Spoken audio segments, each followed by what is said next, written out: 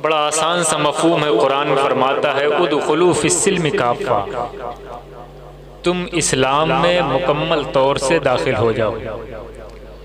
ये जो है कुरान मुक़द्दस का फरमान है, अल्लाह ताला का कौल है। और आप हज़रात इसका मफ़हूम भी समझ लिए हैं कि कुरान कहता है मुकम्मल तौर से दाखिल हो जाओ। क्या मतलब है? ऑपरेटर से बोलो, वो क्या करें? ऑपरेटर से बोलो, आप बताओ। आवाज़ जाने का मतलब थोड़ी है कि आप बोलो तो फिर माइक हटा के बोलें। अभी तक ठीक था, क्या हुआ? बिगड़ गए? अच्छा ठीक है, बड़ी बात है। तौहीद भाई ये सब बिल्कुल क्लियर मत करना, इसको नेट पर अपडेट मत करना इसको। वजह आवाज़ आ रही है आपको? तब ठीक है, आपने इससे कनेक्ट किया है, अच्छी बात है। तौहीद भाई बेचारे बताइए फैज़ाबाद से आए हैं और माशाल्लाह आप जितने लोग हैं ये उस जलसों की रिकॉर्डिंग करते हैं। इतने लोग खाली स्टेज पर होते हैं जहाँ पूरे बैठे हुए हैं। अभी 2 महीना पहले हमारे साथ एक जलसे में थे, मजमे का तो कोई शुमार नहीं था तौहीद भाई, लेकिन आज तक आपने वीडियो अपडेट नहीं करी, मैंने देखा नहीं अभी तक। अल्लाह खैर करे। अच्छा जाहिर सी बात है जो बहुत फेमस लोग होते हैं वो स्टूडियो वाले भी फारूक भाई चाहते वही लोग हमारे चैनल पे आए हैं जो बहुत ज़्यादा फेमस हो उसकी। हाँ नहीं आराम, हाँ लाइव था, तकरीबन 5.5 घंटे का प्रोग्राम लाइव किया था इन्होंने और अल्हम्दुलिल्लाह बड़ी बड़ी शख्सियतें थी। और उसमें तो जाहिर सी बात है इंडिया लेवल के शायर भी थे, पीर भी थे, ख़तीब भी थे और ये फ़कीर भी उसमें बैठा हुआ था, कहीं कोने पर निज़ामत कर रहा था बैठ करके। तो जाहिर सी बात है तौहीद भाई अल्हम्दुलिल्लाह अल्लाह ने इस काम को इन्होंने बड़ी ईमानदारी से शुरू किया है। ईमानदारी का मतलब ये है कि लोग इसको ज़रिए माश बनाया है, तिजारत की राह इससे ली है, लेकिन तौहीद भाई ने इसको बग़ज़ तिजारत नहीं बल्कि तबलीग दीन के लिए काम शुरू किया है। तो अल्लाह ताला इनके जो सोच है, इनकी सोच को अल्लाह जो है हर शख्स को अता फरमाए।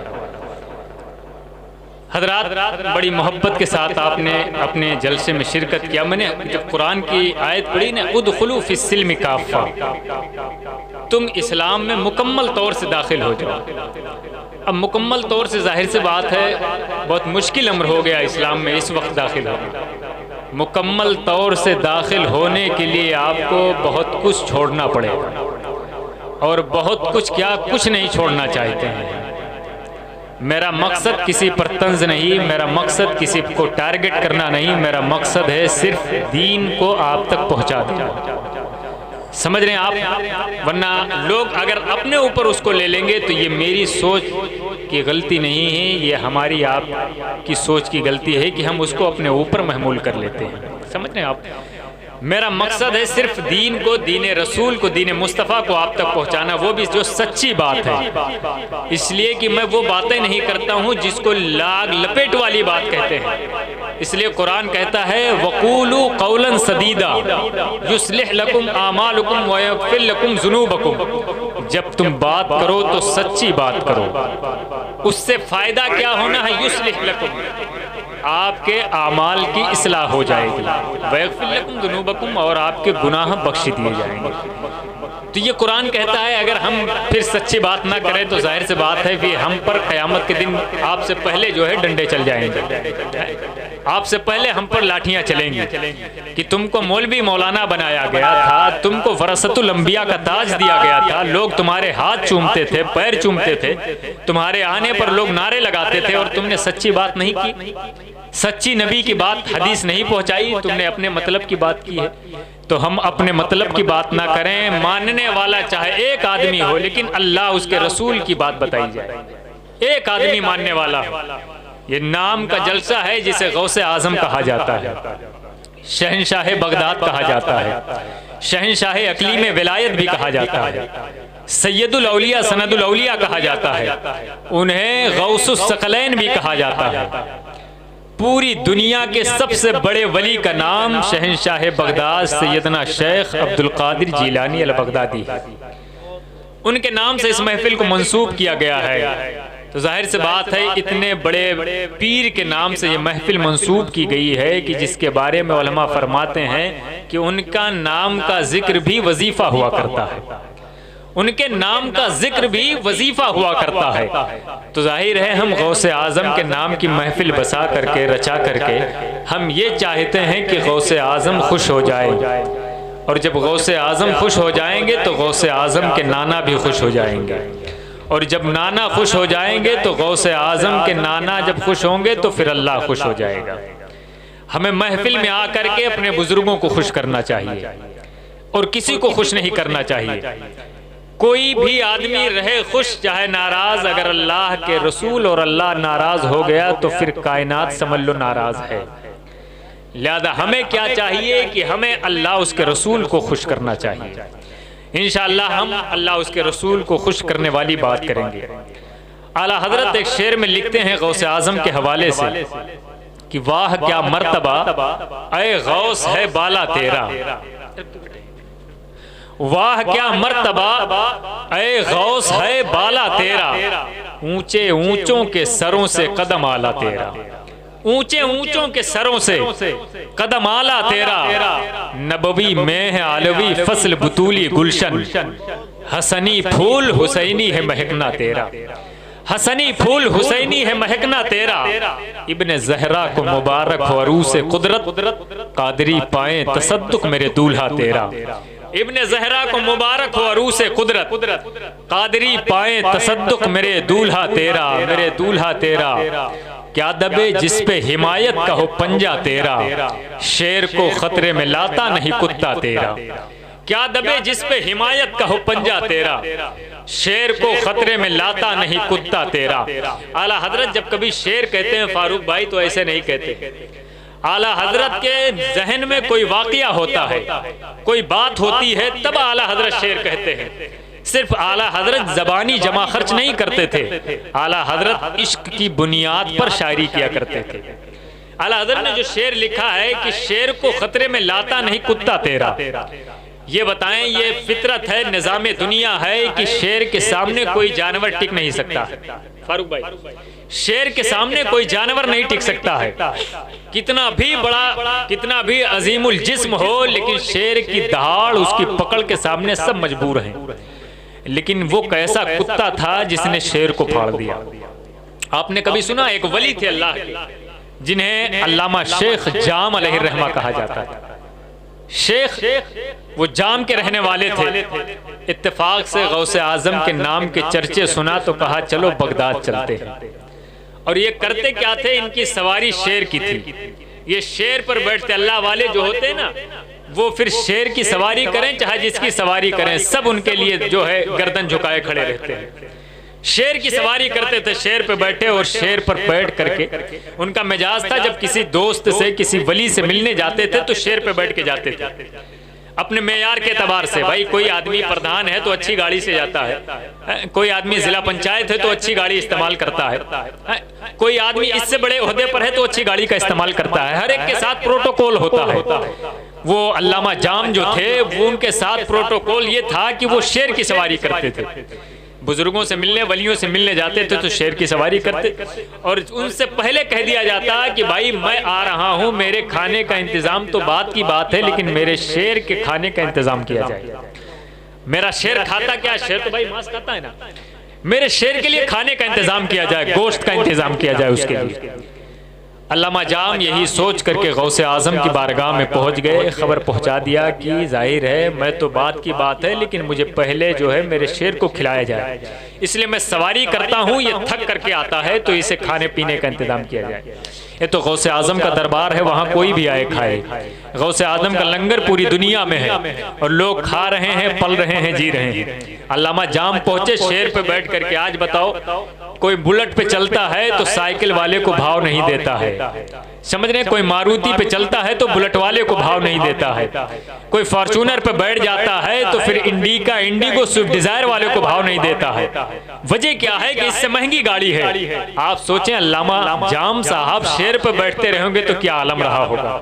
लोग देखते होंगे वाह भाई वाह, जाम देखिए शेर की सवारी कर रहे हैं। शेर पे बैठे जा रहे हैं गौसे आजम की बारगाह में। पहुंच गए गौसे आजम की बारगाह में। उतरने के बाद गौसे आजम की बारगाह में पहुंचने के बाद सलाम किया, अस्सलामु अलैकुम या शेख अब्दुल कादिर जिलानी अल बगदादी, जवाब भी मिला। जवाब मिलने के बाद आप बैठ गए। अल्लामा जाम कहते हैं कि हुजूर मेरे शेर के लिए कुछ खाने का इंतजाम किया जाए। अल्लामा जाम कि शेर के लिए गौसे आजम ने खाने का इंतजाम किया, एक जानवर का इंतजाम किया। कहा जाओ ये दे दो। उसको शेर के सामने खड़ा कर दिया गया। शेर ने हमला करना चाहा और वो जानवर जो था वो आगे बढ़ रहा था। जाहिर सी बात है हर कोई अपनी जान बचाता है, वो आगे बढ़ रहा था। लेकिन जब उसके कब्जे में आने वाला था उतनी देर में देखा कि गौसे आजम के दरबार में कुत्ता बैठा हुआ था। अच्छा, कुत्ते के बारे में बताया जाता था बहुत हट्टा कट्टा नहीं था, कमजोर था। देखा कि गौसे आजम के दरबार का कुत्ता, देखा कि शेर मेरे गौसे आजम के घर का जो है वो खाना जानवर इस्तेमाल कर रहा है। ये कैसे मुमकिन हो सकता है कि गौसे आजम की बारगाह में आके किसी को तकलीफ दे दे कोई आदमी? ये नहीं हो सकता है। शेर ने उस जानवर पर हमला करना चाहा, लेकिन कुत्ते ने शेर पर हमला कर दिया।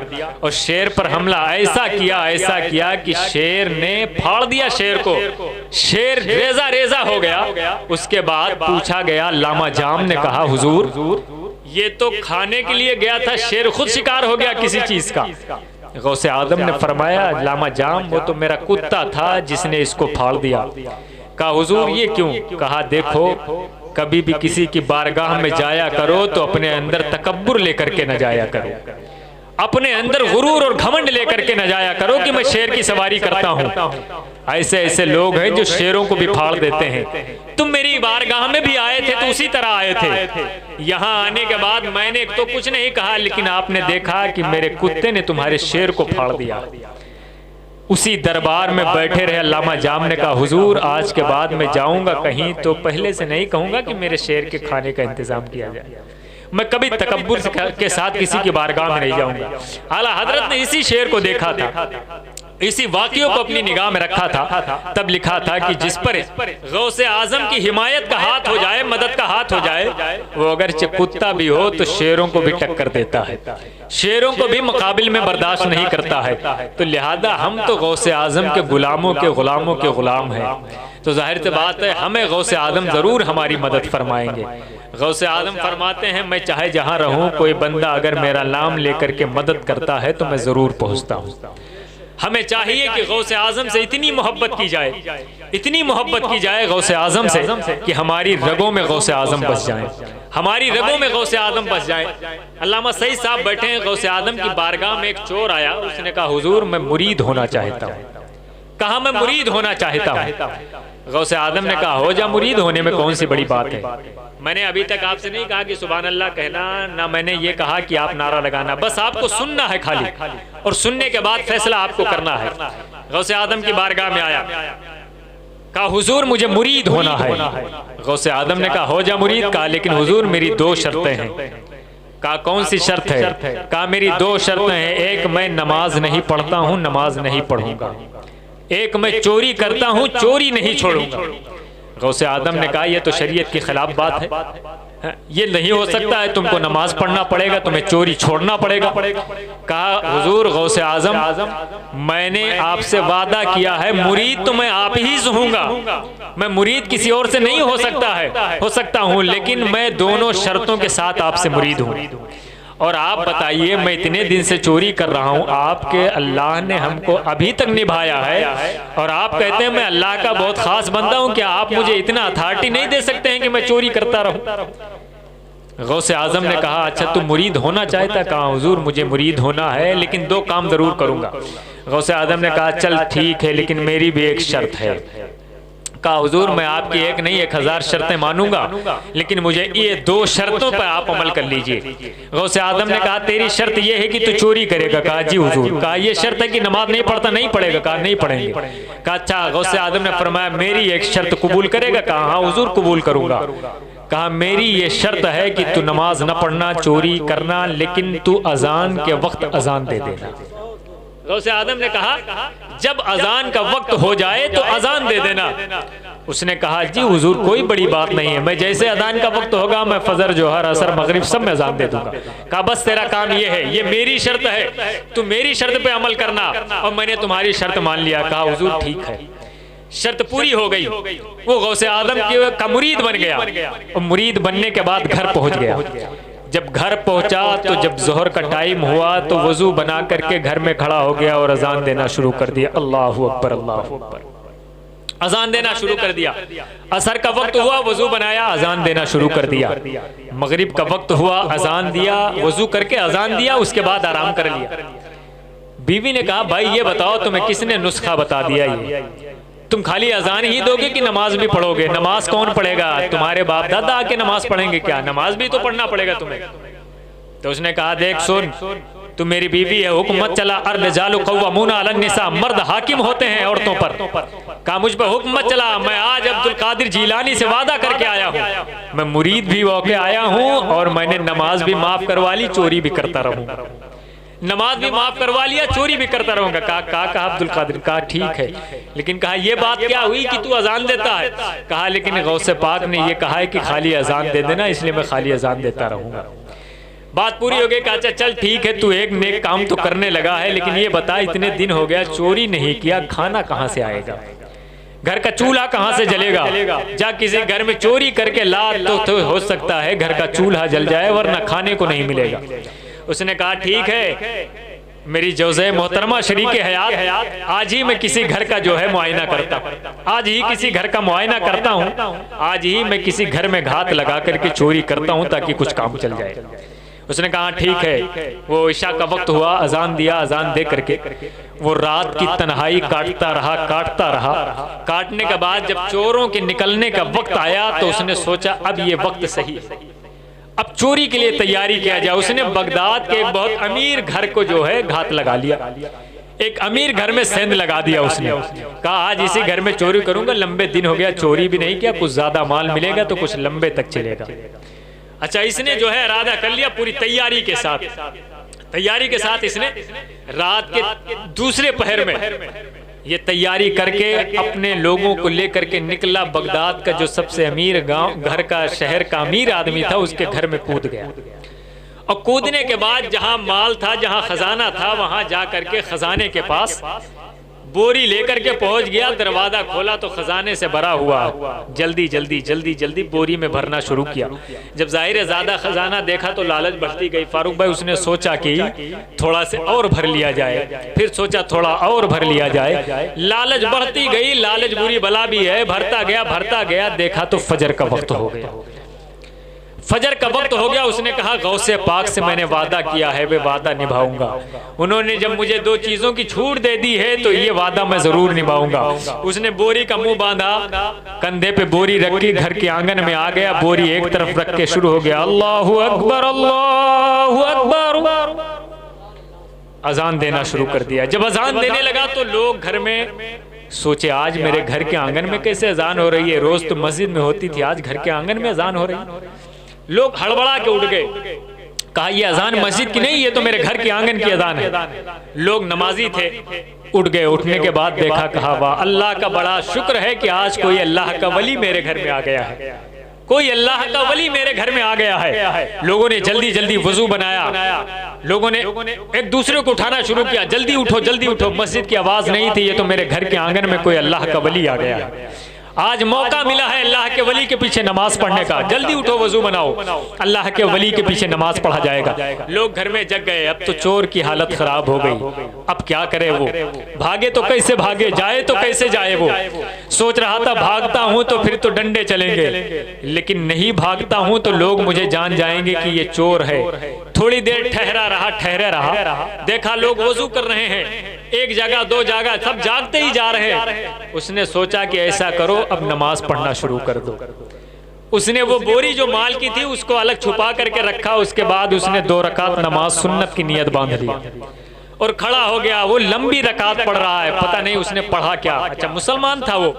उसने क़िरात किया, अलहम्दुलिल्लाह शरीफ पढ़ा, सूरत में पढ़ी। पढ़ने के बाद लंबी क़िरात किया, लोग पीछे आ गए, लंबी सफ लग गई, पूरा खानदान इकट्ठा हो गया। आज वली के पीछे नमाज पढ़ेंगे, अल्लाह का वली आया है हमारे घर में।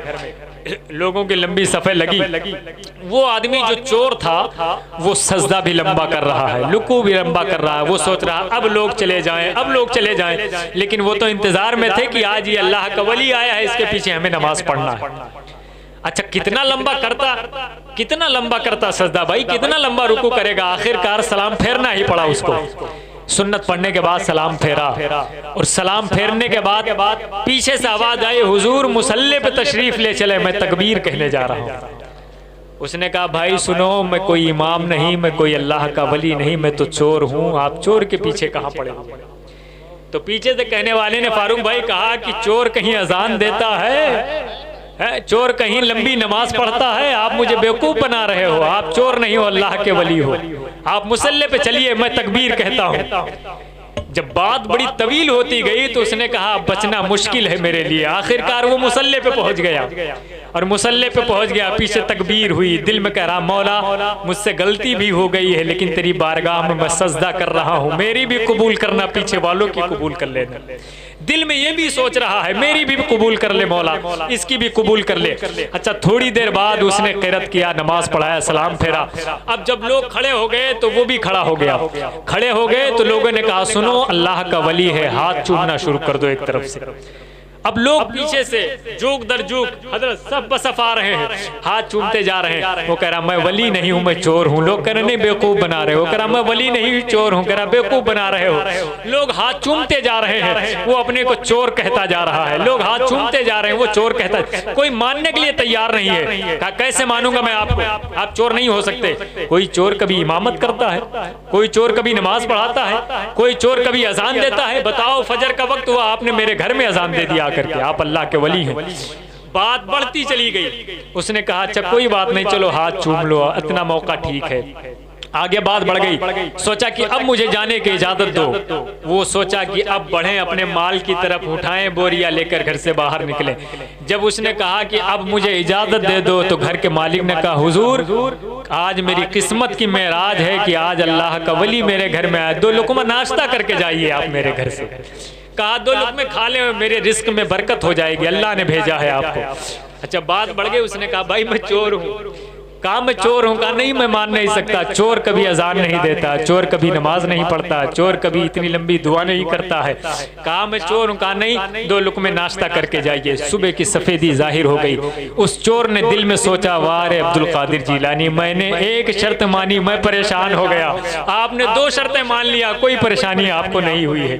गौसे आजम सब देख रहे थे वहां बैठ करके, बाबू शेख में गौसे आजम अपने घर में बैठ करके सब देख रहे थे, वो मेरा मुरीद कैसे हाथ चुमा रहा है, वो मेरा मुरीद कैसे निमामत कर रहा है। गौसे आजम सारा मामला देख रहे। इसने कहा ठीक है मैं खाने भी खा ले, तुम तो लुकमा खा लिया बेचारे ने। फिर जाना चाहा, कहा अब मुझे जाने दो।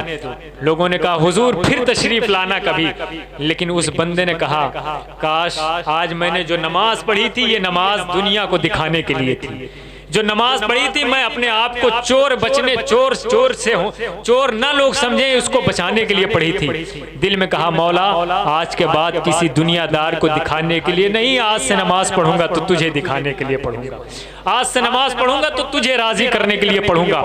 दिल में उसने तोबा कर लिया, और तोबा किया तो जाहिर से बात है ऐसी तोबा किया कि फिर ना तो चोरी किया, ना नमाज छोड़ी, ना अजान छोड़ा। उसने गौसे आजम की बारगाह में पहुंच गया। गौसे आजम की बारगाह में हुजूर 2 शर्त मान के परेशान हो गए। कहा हुआ क्या? कहा हुजूर आज मुझे नमाज भी पढ़ाना पड़ा, आज मुझे जो है लोगों को हाथ भी चुमाना पड़ा। शहनशाह बगदाद कहते हैं देख लिया मेरी एक शर्त मान के तू परेशान हो गया, मेरी एक शर्त मानी तू अल्लाह से मिल गया है, आज के बाद कभी नमाज न छोड़ना, आज के बाद कभी चोरी न करना। वो कहता हुजूर मैंने पहले ही तौबा कर लिया, अब जब भी नमाज पढ़ूंगा तो खुदा के लिए पढ़ूंगा, जब भी अजान दूंगा तो खुदा के लिए दूंगा, जब भी मैं कुछ भी नेक काम करूंगा तो खुदा के लिए करूंगा, किसी दुनियादार के लिए नहीं। सोचो आप कि एक इंसान सिर्फ किस लिए, इसलिए कि बचाने के लिए उसने नमाज पढ़ी तो उसने अल्लाह ने उसको रास्ता दे दिया। दिल में उसने तौबा कर लिया, अल्लाह ने रास्ता दे दिया। तो आप कोई जरूरी नहीं है कि चीख चिल्ला करके आप तौबा करें, दुनिया जान जाए कि हम तौबा कर रहे हैं। मस्जिद में पहुंच जाए, खुदा के घर में, घर के आंगन में, घर के कमरे में बैठे, मुसल्ला ले ले सुबह के वक्त में और खुदा की बारगाह में कहें मौला अब तक मैंने जो कुछ किया है गलत किया है, आज के बाद नहीं करूंगा, मेरे मौला तू मुझे माफ कर दे। अल्लाह माफ करने वाला। हजरत उमर का जमाना था, एक शराबी था, शराब पीता था, शराब पीता था। हज़रत उमर ने कहा था शराब मत पीना। उसने कहा हुजूर मैं शराब नहीं पीऊंगा। कहा अगर अब दोबारा शराब पी तो मैं तुझे कोड़े भी लगाऊंगा, सजा भी दूंगा। उसने कहा कभी नहीं पीऊंगा। उसने दिन में कभी शराब नहीं पिया। फारूक भाई, उसने सोचा कि रात की तन्हाई में हजरत उमर अपने घर में सोएंगे। अमीरुल मोमिनीन है तो बादशाह है, बादशाह कहाँ घर से बाहर निकलता है भाई। आज कोई भी आदमी हो बड़ा बन जाता है तो वो फिर रात की तन्हाई में अपने लोगों को नहीं देखता है। दिन के उजाले में बड़ी मुश्किल से लोग पहुंचते हैं, दिन के उजाले में। लेकिन हुकूमत तो हजरत उमर ने किया था कि दिन में वो तख्ते शाही पर बैठते थे और रात में कौम का खादिम बनकर के गलियों में निकल जाया करते थे। कोई उम्मती नबी का कहीं रो तो नहीं रहा है, कोई नबी का उम्मती कहीं परेशान तो नहीं है, कोई नबी का उम्मती कहीं प्यासा तो नहीं है रात की तन्हाई में। और ऐसे नहीं निकलते थे कि लाओ लश्कर लेके निकलते थे ना, जब निकलते थे तो लिबास भी बदल लेते थे, शाहाना कर्रो फर भी बदल देते थे, कोई लाओ लश्कर नहीं होता था। रिवायतों में आता है, हजरत मौलाना साहब बैठे किबला सही साहब, रिवायतों में आता है कि हजरत उमर कभी गलियों से निकलते थे तो जूते भी नहीं पहनते थे। कहीं ऐसा ना हो कि जूतों की आहट कोई सुन करके खामोश हो जाए, जूतों की आहट कि कोई रास्ते में कोई रो रहा हो, सिसकियां ले रहा हो, जूते की आहट सुनेगा तो खामोश हो जाएगा। इसलिए हजरत उमर जूते भी नहीं पहना करते थे, चप्पल नहीं पहनते थे, नंगे पैर चलते थे। उस शराबी ने सोचा रात की तन्हाई में शराब पी लिया जाए, इसलिए कि उमर तो सोएंगे, अब कहाँ आएंगे। उसने जो है रात की तन्हाई में शराब की बोतल खरीद करके कंबल में दबाया, पीने की तैयारी से जा रहा था। एक गली से निकला कि हजरत उमर देखा कि सामने आ रहे हैं। जब देखा हजरत उमर सामने आ रहे हैं तो वो दहल गया, हिल गया, वो उसके जमीन जो है पैरों के नीचे से सरक गई। उसने कहा आज तो आखिरी दिन है मेरी जिंदगी का। हजरत उमर सामने ऐसे आते, जाहो जलाल तो था ना, मोछे हमेशा हजरत उमर की ऐंठी टाइट रहती थी। आज लोग मोछे टाइट करते हैं, उनमें तकब्बुर आता है। हजरत उमर मोछे टाइट रखते थे लेकिन तकब्बुर कभी नहीं आता था। हजरत उमर की खुसूसियत थी, देखा कि उमर आ रहे हैं, डर गया बेचारा। उसने सोचा मौला आज तो ये मेरा आखिरी दिन है, लेकिन दिल में उसने कहा है मेरे मालिक है, मेरे परवरदिगार, आज उमर के जलाल से बचा ले, अब कभी शराब नहीं पीऊंगा। उमर के जलाल से बचा ले, अब कभी शराब नहीं पीऊंगा। दिल में तौबा कर रहा था। हजरत उमर आ गए सामने। भाई जाहिर सी बात है, कोई अचानक कोई गलती की हो, सामने कोई बादशाह आ जाए या कोई वक्त का अभी दौरे हाजिर में कोई गलती कर रहा हो और पुलिस सामने आ जाए तो चेहरे का जोग्राफिया और रंग बदल जाता है। उसने देखा उमर आए, चेहरे का रंग बदल गया, हिलने लगा, कांपने लगा। उमर ने कहा क्या बात है? कहा हुजूर कुछ नहीं। कहा कंबल में क्या है? कहा हुजूर इसमें कुछ नहीं। कहा शराब है? कहा नहीं शराब नहीं है। कहा फिर है क्या? कहा कुछ नहीं है इसके अंदर, ठंड की वजह से हाथ छुपाए हो। कहा झूठ बोल रहे हो? कहा हुजूर कुछ भी नहीं है। कहा जब कुछ नहीं है तो दिखाते क्यों नहीं? उसने धीरे से कहा हुजूर इसमें है तो सिर्फ इसमें दूध की बोतल है मेरे पास।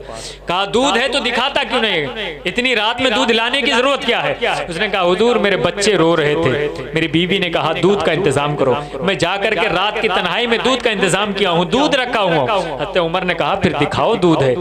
अब वो डर रहा था बेचारा, वो तो दूध था नहीं, था तो शराब, निकालता तो फिर हालत खराब थी उसकी।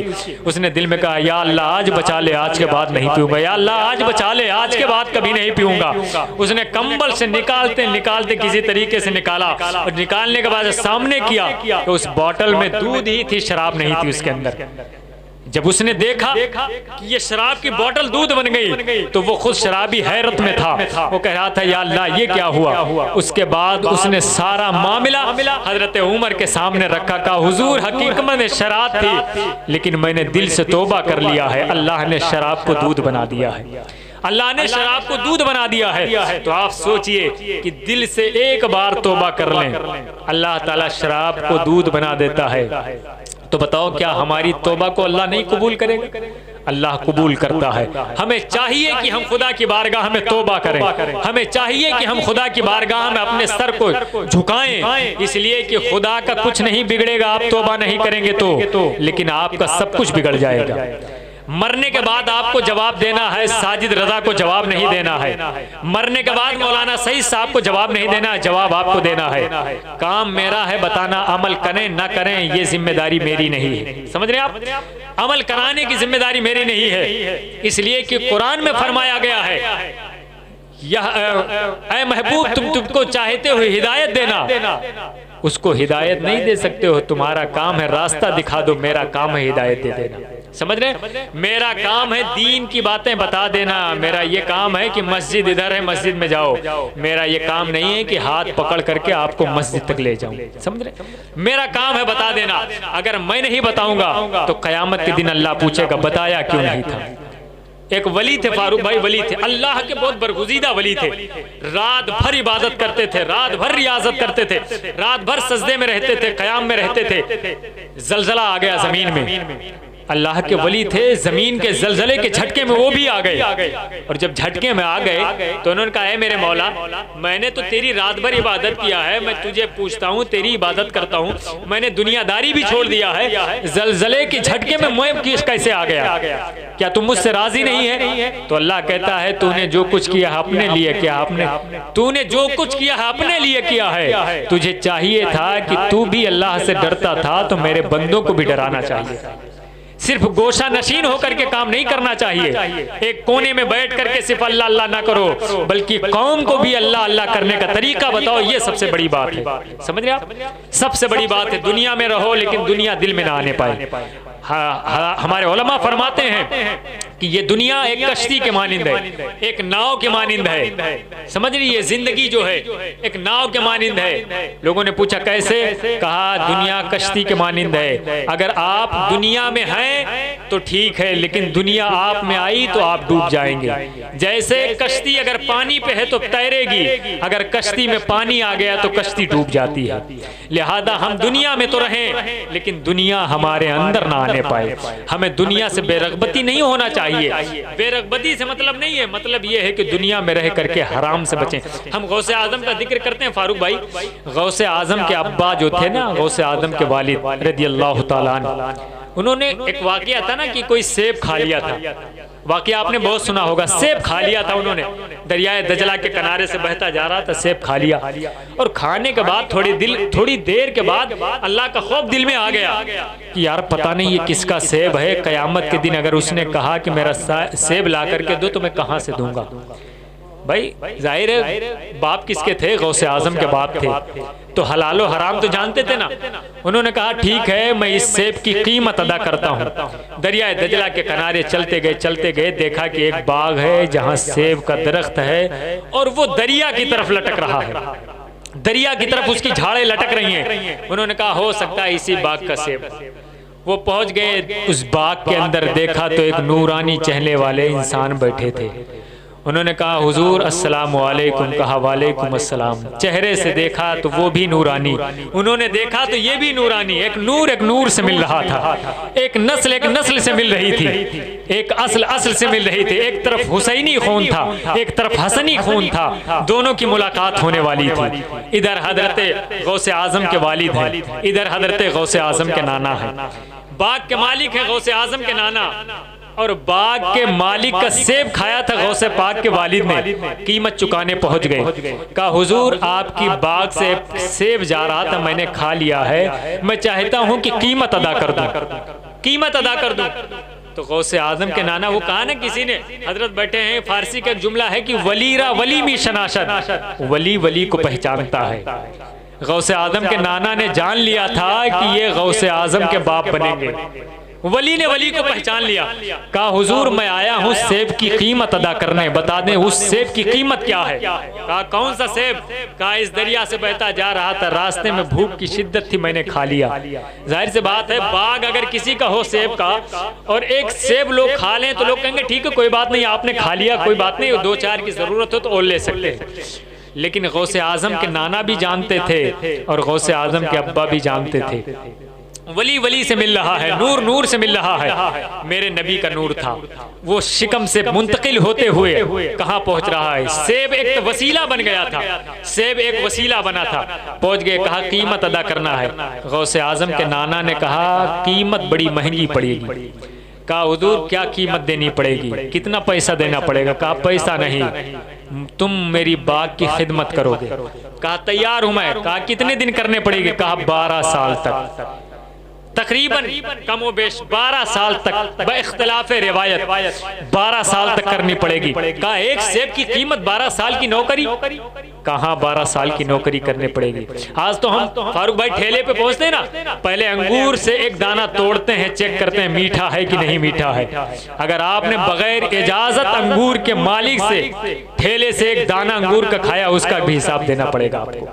आप पहुंचते हैं बाजार में मटर खरीदते हैं, फिर वह के बाद पहले मटर छील के आप खाते हैं। ये आदतें आप कम कर दो, इसका भी हिसाब देना पड़ेगा।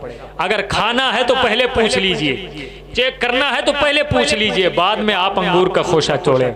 सोचे आप गौसे आजम को मानते हैं लेकिन हराम खाने पे लगे हुए हैं। जब हम हराम खाएंगे तो हमारी ना दुआ कबूल होगी ना हमारी तौबा कबूल हो सकती है। पहले अपने शिकम को हराम से पाक करें। गौसे आजम के अब्बा कहा एक से 12 साल तक, कहा 12 साल तक, कहा फिर भी कीमत नहीं अदा होगी। कहा फिर क्या करना पड़ेगा? कहा तुम्हें मेरी बेटी से शादी भी करना पड़ेगा। अब जाहिर से बात है, करें तो क्या करें, सेब की कीमत अदा करना है और खुदा का डर भी है, खौफ भी है कि अल्लाह के सामने जवाब क्या दूंगा मैं। गौसे आजम के वालिद हैं, कहते हैं ठीक है मैं 12 साल तक खिदमत करूंगा। 12 साल खिदमत करने के बाद कहा अब दूसरी शर्त आ गई है। कहा कौन सी? कहा अब मुझे तुम्हारा निकाह करना अपनी बेटी के साथ। कहा बेटी के साथ? कहा कहा तैयार हूँ, लेकिन गौसे आजम ने कहा पहले सुन लो, बेटी मेरी अंधी भी है, बहरी भी है, लंगड़ी भी है। गौसे आजम ने कहा, गौसे आजम के बाप ने कहा ये कीमत के अगर अदायगी का यही सिला है तो ये भी करने को तैयार हूँ। कीमत की अदायगी का अगर ये सिला है तो ये भी करने के लिए तैयार हूँ। गौसे आजम के वालिद की शादी हो गई। गौसे आजम की माँ का नाम जानते हैं आप? गौसे आजम की माँ का नाम है फातिमा उम्मुल खैर और उनकी कुन्नियत उम्मतुल जब्बार है। समझ रहे? आपकी कुन्नियत उम्मतुल जब्बार है, नाम फातिमा है, लकब उम्मुल खैर है। उम्मुल खैर है ये नाम है गौसे आजम की माँ। जाहिर सी बात है इन्हीं के साथ निकाह हुआ गौसे आजम के वालिद का। निकाह कर दिया गया, निकाह हो गया। गौसे आजम ने बराजी बरजा गौसे आजम के वालिद ने कबूल कर लिया। जिस तरीके से दुल्हने विदा होती हैं, विदाई हुई। वो रात की तारीकी में जब गौसे आजम के बाप उस हुजरे अलूसी में पहुंचे तो देखा न तो वो अंधी है, न तो बहरी है, न तो वो लूली, न तो लंगड़ी। देख करके बाहर आ गए, पहुंच गए फिर उन्हीं के पास जिनकी बेटी थी। कहा आपने कहा था वो लंगड़ी है, लूली है, बहरी है, अंधी है, वो तो कुछ भी नहीं है, क्या गलत निकाह तो नहीं हो गया मेरा? तो वो फरमाते हैं नहीं नहीं गलत नहीं हुआ, वो सही है। तो कहा आपने कहा क्यों कि वो बहरी, लंगड़ी, लूली है? कहा इसलिए, कहा अंधी इसलिए है कि कभी गैर महरम को नहीं देखा है, बहरी इसलिए है कि कभी गलत बात नहीं सुना है, लंगड़ी इसलिए है कि बुराई की तरफ कदम नहीं उठाया है, लूली इसलिए है कि कभी बुरा काम नहीं किया है, इस हाथ से किसी इंसान को तकलीफ नहीं दिया है, इसलिए मैंने ये बातें की है। वापस गौसे आजम के वालिद पलट गए। ये वही माँ है जिसे उम्मतुल जब्बार कहा जाता है। बताइए आप 12 साल खिदमत के बाद निकाह भी किया, निकाह करने के बाद नूर वाला नूर से मिला और उनकी पेट से शहंशाह बगदाद पैदा हुए, अब्दुल कादिर जिलानी पैदा हुए। तो सोचिए आप माँ कैसी थी? ये माँ थी। हजरत फातिमा से पूछा गया कि औरत किसे कहते हैं? हजरत फातिमा ने फरमाया औरत उसको कहते हैं न किसी गैर मर्द को उसने देखा हो, न किसी गैर मर्द ने उसको देखा हो। हजरत फातिमा के फरमान के मुताबिक बड़े पीर की माँ हूबहू नजर आती है। कभी गैर मर्द ने उनको नहीं देखा और कभी उन्होंने गैर मर्द को नहीं देखा। तो ये गौसे आजम है। गौसे आजम का खानदान आप यहाँ से लेकर के नबी तक जाएं, पूरा सिलसिला आपका सादिकों का है, सच्चों का है। कभी झूठ इनकी किसी नस्ल में शामिल नहीं रहा है। आप वहाँ से लेकर के नबी तक जाएं आप। लेकिन जब गौसे आजम 18 साल के बाद बगदाद पढ़ने के लिए जाते हैं तो गौसे आजम की माँ कहती हैं झूठ मत बोलना, झूठ मत बोलना।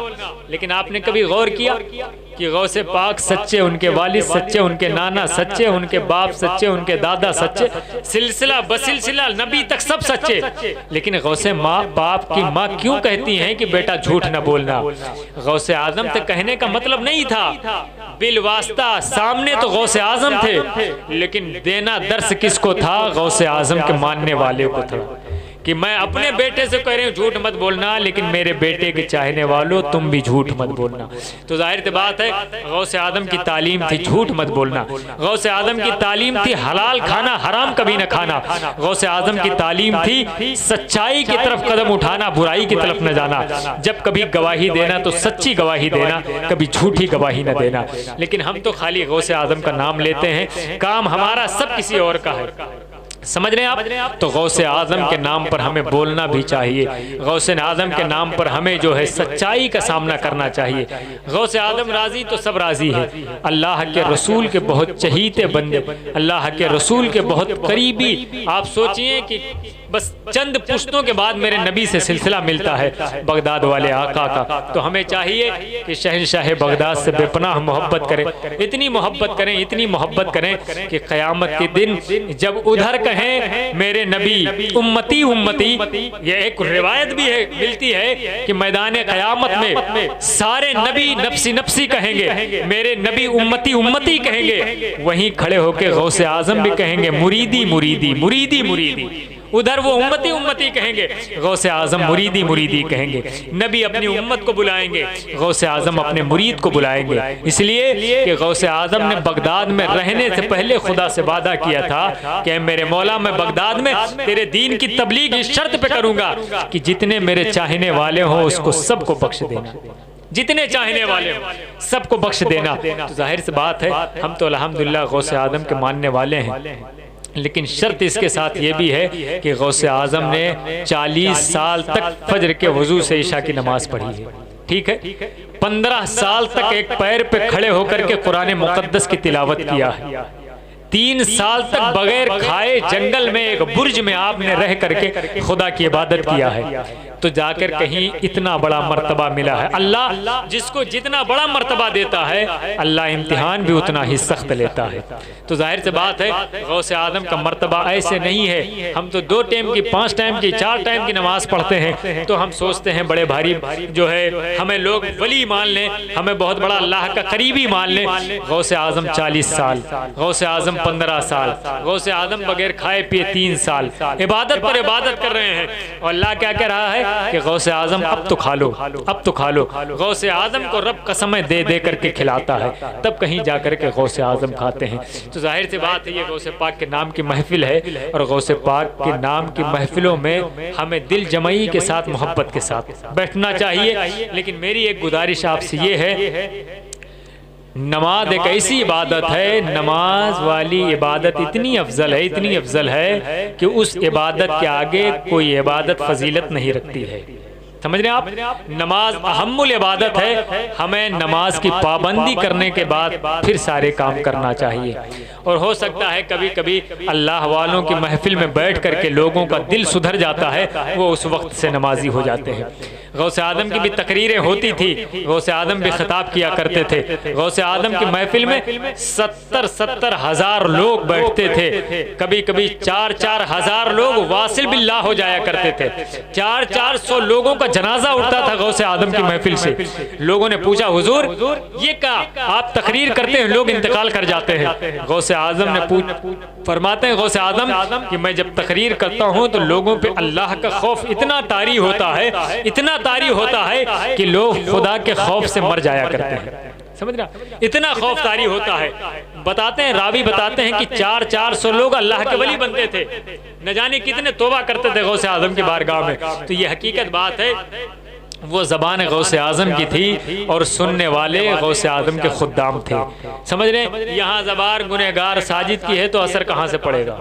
पहले हमें खुद अमल करने की ज़रूरत है, फिर हमें आपको बताने की ज़रूरत है। अगर हमारी ज़बान अच्छी होगी तब आप पर असर करेगी। हमारी ज़बान अगर खुराफातों से भरी हुई है तो मैं लाख चीखूं चिल्लाऊं, कुर्सी टूट जाए, स्टेज टूट जाए, कुर्सी नहीं तख्त भी टूट जाए, फिर भी असर नहीं होने वाला है। समझ रहे हैं आप? असर नहीं होता है। सबसे पहले शर्त है हमारे उलमा हो, हुफ्फाज हो, कुर्रा हो, शोरा हो, खुद पाबंदी करें, फिर कौम की तरफ अपनी ज़बान खोलेंगे तो मैं यकीन के साथ कहता हूँ आप एक जुमला बताएंगे वो 2 जुमले पर अमल करने के लिए तैयार होंगे। तो इंशाअल्लाह हमें भी चाहिए कि सबसे पहले हम अमल करने की कोशिश करें और उसके बाद हम अपने कौम को दर्स दें। इसलिए देखिए जाहिर बात है, आप ये ना सोचा करें कि भाई साहब कितना पढ़े हैं, क्या पढ़े हैं, कहाँ कहाँ पढ़े हैं, किसी के चक्कर में ना पड़ा करें। इतना सोचें कि ये जो बता रहा है बात खुदा की है, बात दीन की है, इसलिए हमें एक्सेप्ट करना चाहिए, हमें कबूल करना चाहिए। तो इंशाअल्लाह ताला दीन की बातों को हमें कबूल करना चाहिए। ऐसे ही छोटी छोटी महफिलों में लोग वली बन जाया करते थे, समझ रहे, छोटी छोटी महफिलें होती थी, लोग बैठते थे, दिल जमाई से सुनते थे और सुनने के बाद बातें असर करती थी। अब बड़े बड़े जलसे होते हैं, लोग नारा लगा करके सुभान अल्लाह के माशाअल्लाह हो जाता है, सब मामला होता है। उसके बाद पूछा भी जाए खतीब साहब ने कुछ बताया तो लोगों को याद भी नहीं रहता है। वजह क्या है कि ये जो माहौल जहन में जो क्रिएट होता है वो कोई और माहौल क्रिएट हो जाता है, वहाँ पर माहौल दूसरा बना होता है।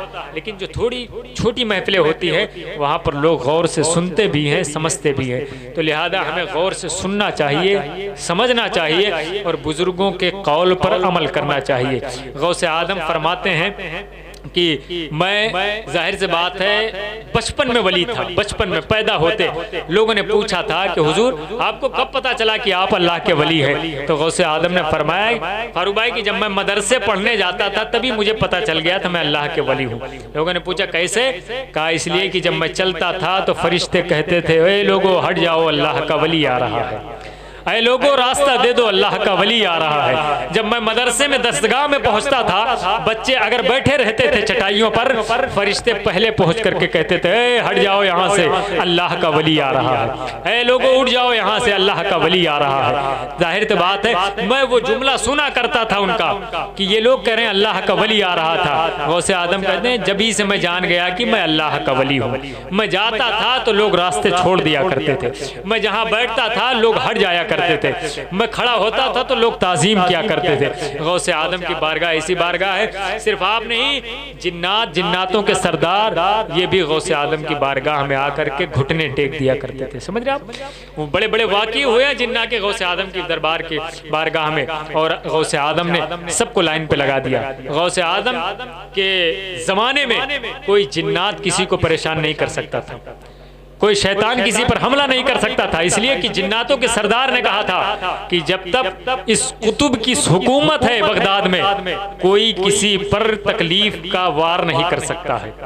जब तक गौसे आजम बहयात रहे बगदाद में कभी मिर्गी की बीमारी नहीं आई है, कभी किसी जिन्नात ने किसी को परेशान नहीं किया है। और गौसे आदम के बाद अब तो जाहिर बात है, लेकिन आज भी नाम का असर है कि गौसे आदम का नाम ले लो तो जिन्नात नहीं जिन्नातों के बाप हो तो भी भाग जाते, भूत शैतान का तो पता नहीं लगता है। तो गौसे आदम के नाम में अल्लाह ने बड़ी पावर रखी है, इसीलिए हमें ख़त्म कादरिया करवाना चाहिए, ख़त्म गौसिया करवाना चाहिए। इसकी फजीलत इतनी है, किसी भी मुसीबत में आप फंसे हो, बड़ा कर्जा आप पर हो गया हो, आपके कोर्ट कचहरी के मामलात उलझे हो अगर, तो फरमाते हैं उलमा कि ख़त्म गौसिया कर करके लाइट बंद करके आप खुदा गौसे आज़म का वसीला बना करके खुदा की बारगाह में दुआ मांगो तो अल्लाह ताला ज़रूर कबूल फरमाता है। तो हमें चाहिए हम अपने घरों में बैठ करके ख़त्म गौसिया करा करें, और ख़त्म गौसिया करके गौसे आदम की बारगाह में नजर पेश करें।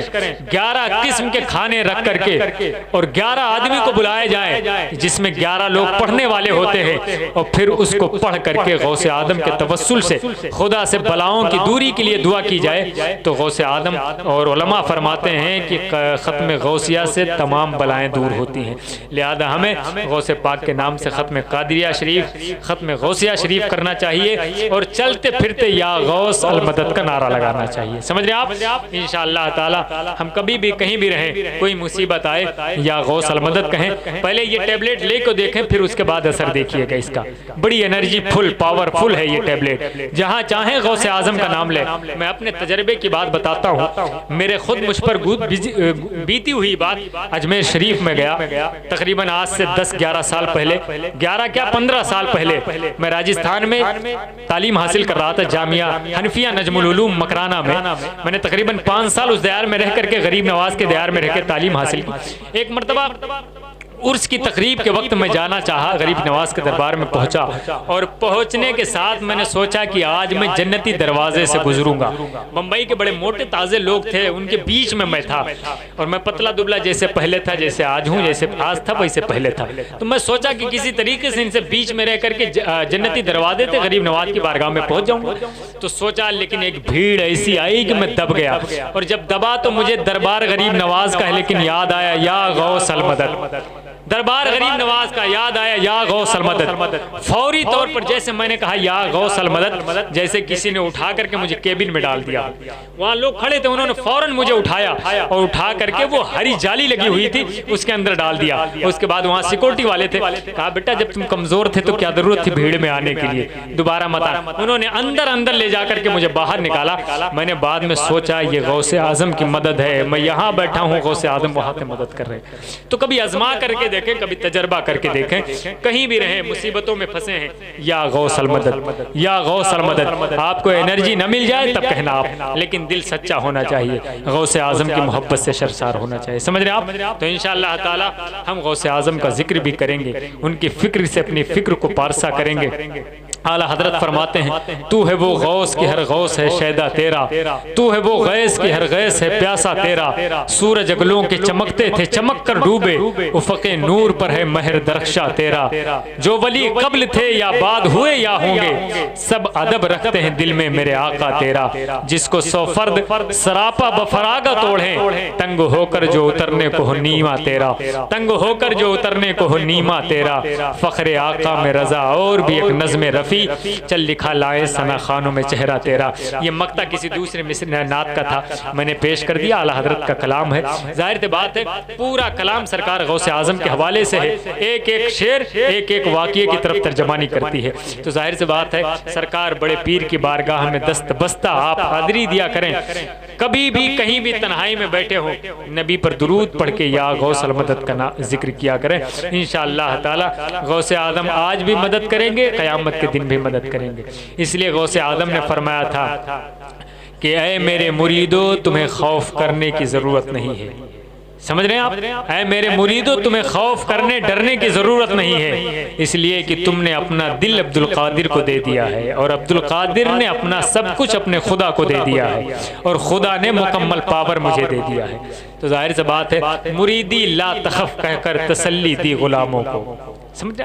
तो ऐ मेरे मुरीदों कभी खौफ मत करना, डर मत करना, लेकिन सच्ची बात यह है कि दिल से पहले गौसे पाक के मुरीद बन जाओ तब, वरना ऐसे कुछ भी कहते रहो कुछ नहीं होना है। लाख बार चिल्लाते रहो चीखते रहो, दिल से नहीं कहोगे तो कुछ नहीं। दिल का इस्तेमाल करो, एक बार कहोगे जाहिर सी बात है वो बात सुनी जाएगी खुदा की बारगाह में, गौसे आदम की बारगाह में। इंशाअल्लाह ताला जो कुछ मैंने बयान किया है अगर उसमें कोई गलती हो खामी हो तो मैं तौबा करता हूँ, अस्तग़फिरुल्लाह रब्बी मिन कुल्लि ज़ंबिन व अतूबु इलैहि व मा अलैना इल्लल बलाग। अस्सलामु अलैकुम व रहमतुल्लाहि ताला बरकातुहू। हज़रात गिरामी इत्मीनान के साथ तशरीफ़ फरमा रहें।